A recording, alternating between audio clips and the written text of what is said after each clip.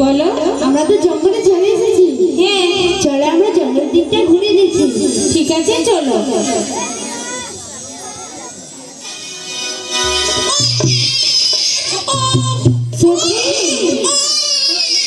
বলো,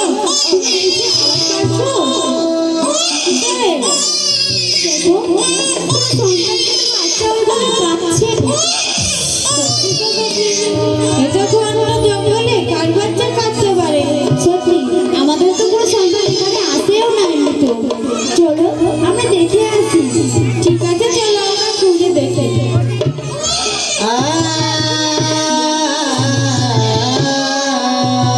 দেখো সত্যি এত ঘন জঙ্গলে কার জন্য বাড়ি রয়েছে? এত ঘন জঙ্গলে কে বাড়ি রয়েছে সেটা তো আমরা জানি না। আমরা মনে হয় এখান থেকেই তার সন্তানের গলার আওয়াজ পাচ্ছি। চলো না তার বাড়িতে গিয়ে দেখে আসি। ঠিক আছে, চলো। চলো, বাড়ি থেকে রয়েছো? কে আছো তোমরা? আমরা গ্রামবাসী।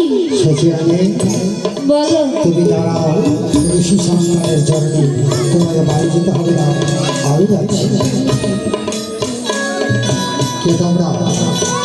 জগন্নাথ মিশ্র। তুমি?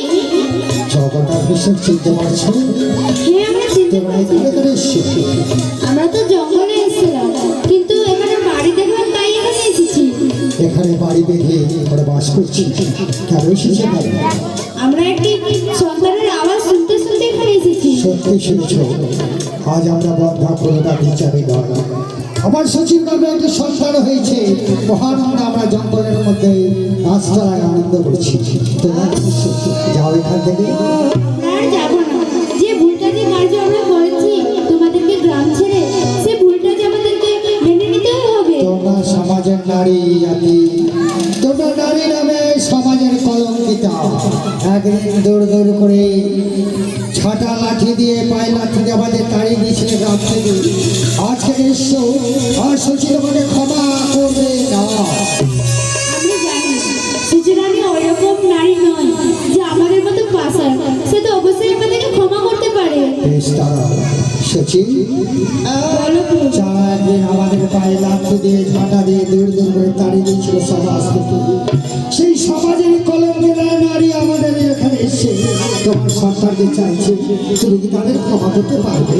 হ্যাঁ করবো, আমি তাদের ক্ষমা করতে পারবো। ক্ষমা করবে? হ্যাঁ। বাহ, দেখলে তো, এই না হলো নারী। এত লাঠি ঝাঁটা খেয়েও তোমাদের আবার ক্ষমা করতে চাইছি। তোমরা আমাদের সন্তানকে খেলাবে? হ্যাঁ, ঠিক আছে, খেলাবে, কিন্তু তোমাদের একটা কথা মনে রেখো। বলো।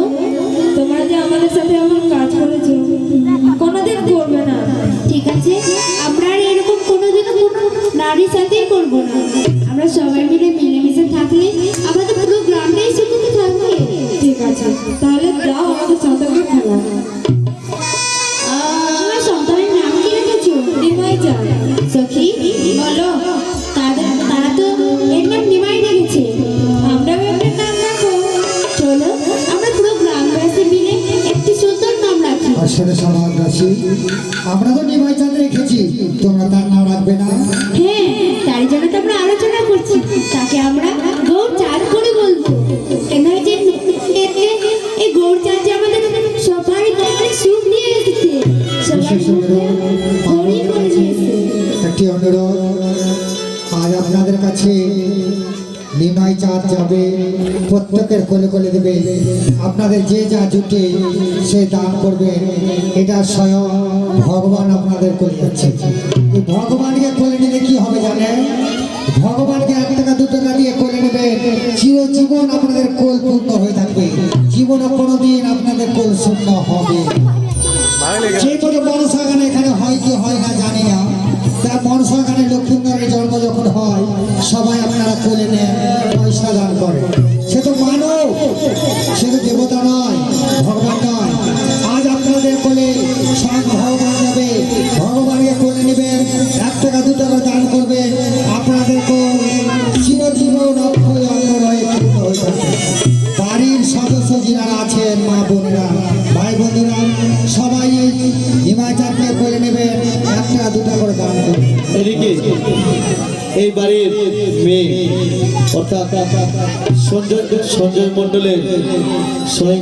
মণ্ডলের মেয়ে জ্যোতি কুমারী আজ নিমাই চাঁদের জন্ম হয়েছে বলে খুশি হয়ে আজ তিনি নিমাই চাঁদের নামে পূর্ণ 10 টাকা দান, তার সাথে 1 টাকা দক্ষিণা করেছেন।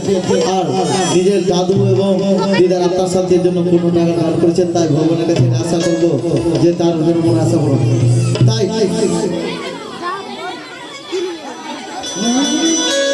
আস্তে আস্তে আস্তে আস্তে তোমরা যাও, সবাই মিলে সবাইকে দাও। ওরা নিজে যাবে, তুমি পিছনে পিছনে থাকবে, সে উঠিয়ে দিবে। তাহলে সত্যি শুনো, আজকে গোটা গ্রামের মানুষ খুশি আছে তো? কারা কারা খুশি আছে এবার দেখো তো, বলে শ্রীকৃষ্ণ ভগবান। আচ্ছা, কারা কারা এবার নিমাই চাঁদ জন্ম নিয়েছে?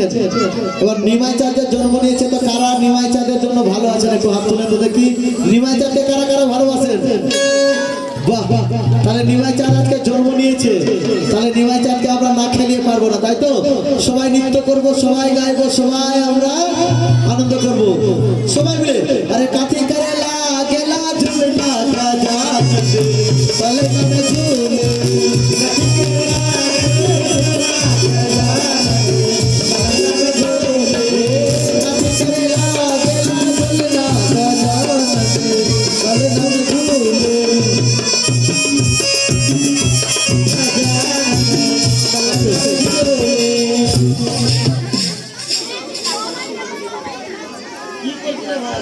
কি করছিস? সাউন্ড